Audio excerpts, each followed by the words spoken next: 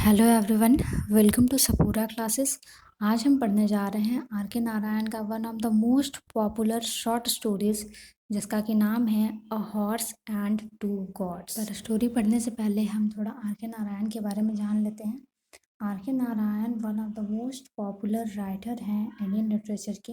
In fact इन्हें founding father कहा जाता है इंडियन फिक्शन के। का कुछ फेमस कलेक्शन है जैसा कि मालगुडी डेज जो कि 1942 में आया था।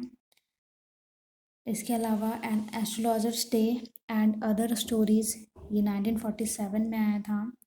फिर the grandmother's tale and selected stories ये 1994 में आया था। ये सारा इनका बहुत ही फेमस स्टोरी का कलेक्शन है।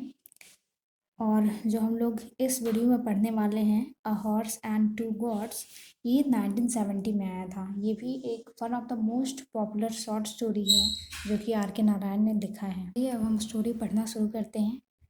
ये जो स्टोरी है ये एक गरीब आदमी के बारे में है जो कि कृतम नाम के गांव में रहता है। ये जो कृतम गांव है दोस्तों, ये एक प्रिमिटिव गांव है और ये एकदम छोटा सा एक विलेज है जहाँ पर बहुत ही कम लोग रहते हैं। यहाँ पर सिर्फ 30 घर है और सिर्फ एक घर पक्के का है, बाकी सारा घर मिट्टी का है। यहाँ के रहने वाले लोग बहुत ही सिंपल हैं और अधिकतर लोग गरीब हैं। और इन गरीबों में भी जो सबसे गरीब इंसान है उसका नाम मुनि है। मुनि दोस्तों गांव का सबसे गरीब आदमी है और वो बाजरा और प्याज खा करके अपना जीवन व्यतीत करता है।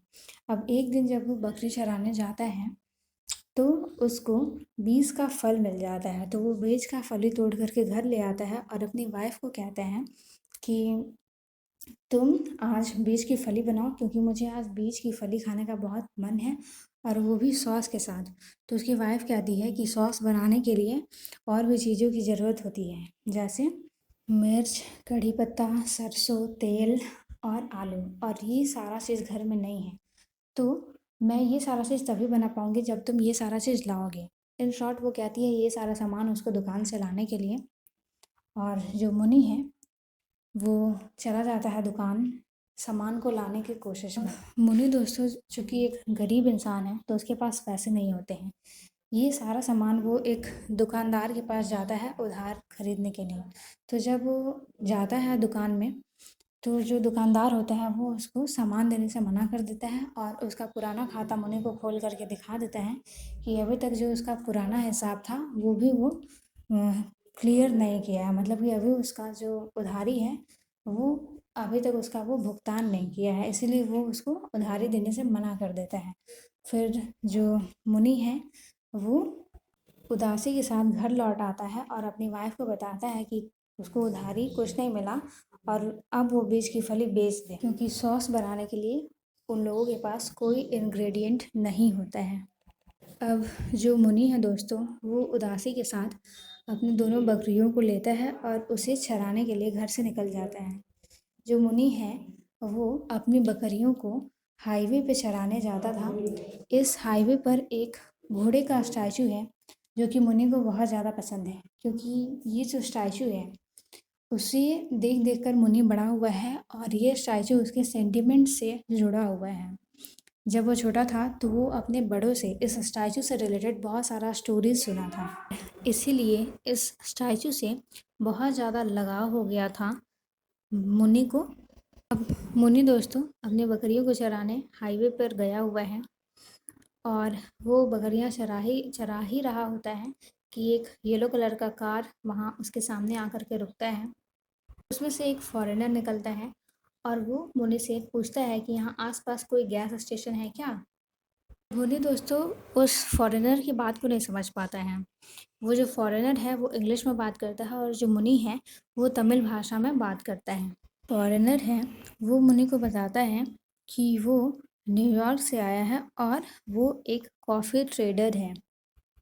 जो फॉरेनर है वो पुलिस वाला यूनिफॉर्म पहना रहता है और उसके खाकी कपड़ों को देखकर जो मुनि है वो डर जाता है। फॉरेनर आकर के उससे गैस स्टेशन के बारे में पूछता है तो मुनि को लगता है कि वो जो फॉरेनर है वो उससे इन्वेस्टिगेट कर रहा है जो पास वाले गांव में मर्डर हुआ है उसके बारे में। तो वो बोलता है कि इस गांव में कोई भी मर्डरर नहीं है, हो सकता है कि शायद पास वाले गांव में मर्डरर होगा। इसके बाद वो लोग एक दूसरे से कुछ कुछ बात करते हैं जो मुनि को समझ में नहीं आता है और ना ही फॉरेनर को समझ में आता है, बल्कि मुनि फॉरेनर से बहुत ज़्यादा डरा हुआ रहता है। तो जो फॉरेनर है वो मुनि को सिगरेट ऑफ़र करता है, तो मुनि थोड़ा कंफर्टेबल फील करता है। उसको लगता है कि शायद ये फॉरेनर थोड़ा अच्छा आदमी है, और इसके बाद मुनि जो है वो फॉरेनर से कंफर्टेबली बात करना शुरू करता है। जो फॉरेनर है उसको घोड़ा का स्टैचू बहुत पसंद आता है, और इस बात को मुनि समझ जाता है। और इसके बाद फिर वो घोड़ा से रिलेटेड जो भी स्टोरीज जानता है वो सब वो फॉरेनर को बताना शुरू कर देता है। फॉरेनर को ऐसा लगता है कि ये जो स्टैचू है उसका ऑनर, उसका मालिक मुनि है। इसीलिए फॉरेनर 100 का नोट निकालता है और मुनि को देने लगता है। तो मुनि जो है उसको लगता है कि शायद ये फॉरेनर उससे 100 का छुट्टा चाहता है। तो वो उसको बताता है कि अगर उसको छुट्टा चाहिए तो वो मनी लेंडर के पास जा कर के 100 का छुट्टा आसानी से ले सकता है, क्योंकि उसके पास बहुत सारा पैसा रहता है। और जब ये सब बात हो रहा था 100 रुपया देने वाला, इस बीच जो फॉरेनर है वो मुनि के बकरियों को जा करके सहलाने लगता है। तो मुनि को ऐसा लगता है कि जो फॉरेनर है वो उसके बकरी को ख़रीदना चाहता है और इसके लिए वो उसको 100 रुपया दे रहा है। तो जो मुनि है वो 100 रुपया फटाक से ले लेता है, और वो ऐसा सोचता है कि वो अपने 2 बकरियों को फॉरेनर से बेच दिया, और खुशी-खुशी अपने घर आ जाता है। वो घर आकर के अपने वाइफ़ को बताता है कि उसने अपने दोनों बकरियों को एक फॉरेनर से बेच दिया है। और इसके तुरंत बाद दोनों बकरियाँ मुनि के पीछे-पीछे उसके घर आ जाती हैं। तो जो मुनि की वाइफ़ है वो बोलती है कि तुम ये पैसा ज़रूर कुछ इलीगल वे से लाए हो, क्योंकि दोनों बकरियाँ जो तुम्हारे पीछे तुम्हारे घर आ गई। और इधर जो फॉरेनर है वो मुनि का इंतज़ार करते रहता है। उसको लगता है कि शायद इस स्टैचू को मुनि अकेले नहीं निकाल सकता है, तो वो शायद किसी से हेल्प लेने गया है। वो फॉरेनर मुनि का इंतज़ार करते रहता है कि उसका नज़र एक ट्रक वाले पे पड़ता है। वो उस ट्रक वाले को बुलाता है, उससे थोड़ा-सा गैस अपने गाड़ी में भरता है, और उसके हेल्प से वो उस स्टैचू को अपने गाड़ी में रखवाता है और फिर वहाँ से चला जाता है। और यहाँ पर ये स्टोरी ख़त्म होता है। और अगर हम बात करें अब इस स्टोरी के थीम के बारे में, तो इसका मोस्ट इम्पॉर्टेंट या सेंट्रल थीम हम कह सकते हैं कि क्लास ऑफ कल्चर है, specially the Indian and western culture. मुनि और फॉरेनर कंटेम्प्रेरी टाइम में रह रहे हैं। दोनों का जो लाइफ है वो सेम टाइम एंड स्पेस में है, लेकिन इसके बावजूद दोनों एक दूसरे से बिल्कुल अलग हैं। जो मुनि है बहुत ही पुअर है, रूरल क्षेत्र का है, रूरल एरिया का है, फिर अनएजुकेटेड है, ब्राउन है। वहीं दूसरी तरफ जो फॉरेनर है वो वेल्दी है, एजुकेटेड है और अर्बन एरिया से है। तो हम देख सकते हैं कि कितना इसमें इन दोनों कैरेक्टर में कितना ज़्यादा कल्चरल क्लास है। दूसरा जो इम्पोर्टेंट थीम है वो नॉलेज और इग्नोरेंस का है। जो फॉरेनर है वो एजुकेटेड इंसान है, पढ़ा लिखा आदमी है, और वो इस हॉर्स स्टैचू को सिर्फ इसलिए ख़रीदना चाहता है क्योंकि इसको वो एक ऑब्जेक्ट की तरह यूज़ कर पाए। इसको रूम में जा कर के वो एक डेकोरेटिव आइटम की तरह रखना चाहता था, जबकि वो 5 बुक क्लब का मेंबर था। और वहीं दूसरी तरफ जो मुनि है, जो एक अनपढ़ इंसान है, वो बिना पढ़ा लिखा होने के बावजूद उसको रामायण का, महाभारत का, ये सब चीज़ का उसको ज्ञान था, जो कि वो सिर्फ सुन करके या देख करके सीखा तीसरा था। इम्पॉर्टेंट थीम है वो वेल्थ एंड पॉवर्टी का है। हम देख सकते हैं कि जो फॉरेनर है वो वेल्दी है, और दूसरी तरफ जो मुनि है वो कितना गरीब आदमी है। उसको एक सॉस के लिए भी कितना चापलूसी करना पड़ा था शॉपकीपर का, और वो भी फाइनली उसको नहीं मिला था।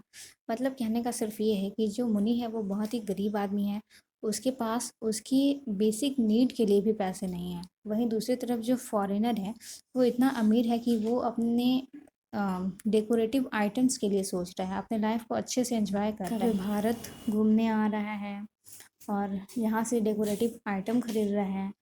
लेकिन जो मुनि है वो अपने गांव से दूसरे गांव भी नहीं गया है, वो सिर्फ एक अपने छोटे से गांव में सिमट करके रह गया है। उसके पास इतना भी पैसा नहीं है कि वो अपने लाइफ को अच्छे से जी पाए। तो ये दोस्तों मुझे इस स्टोरी का 3 इम्पॉर्टेंट थीम लगा जो मैंने आपके साथ शेयर किया। अगर आपको कोई और भी थीम अच्छा लगता है तो आप इसमें ऐड कर सकते हैं। इस वीडियो में फ़िलहाल इतना ही। Thank you.